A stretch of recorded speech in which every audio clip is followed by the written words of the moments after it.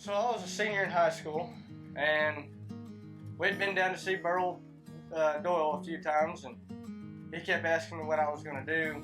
I said, well, I'm going to go to college.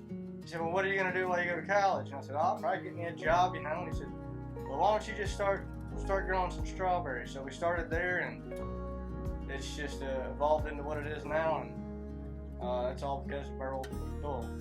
It's a challenge. Every day there's something different. You got weather patterns that are changing constantly. You've got, you know, even though this is probably one of the hardest things to find labor, it's challenging to find that. And if you don't like a good challenge, you're not going to like doing this. And I love a good challenge. First off, we come out here, we plow the ground, disc it, get all the weeds out of it. Then we come in and lay the plastic.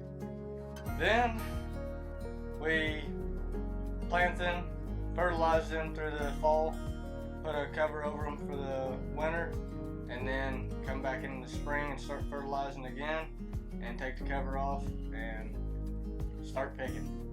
One of the things you can't control is the weather, and I'd say that's probably the most limiting factor that you have here.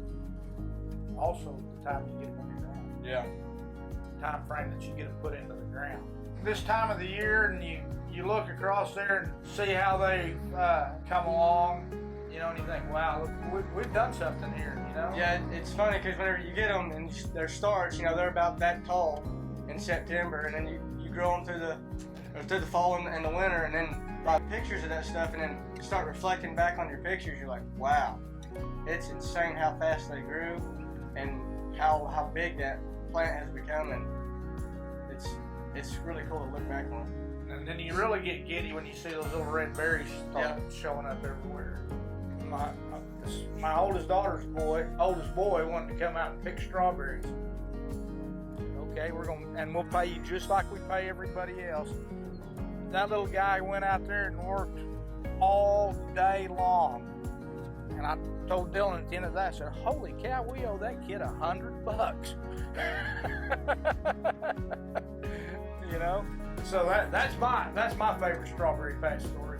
Being Cherokee, it is the fruit of love, and I did a documentary with OCO, and we went through that on the history of the strawberry, how its significant impact on the Cherokee people, and the story of the strawberry the Cherokee story of the strawberry is really, really, really cool. And trying to keep the tradition alive in Stillwell and Adair County and Westville, and produce the good fruit of love. You can find us 1 mile west on Highway 62, right here at this farm.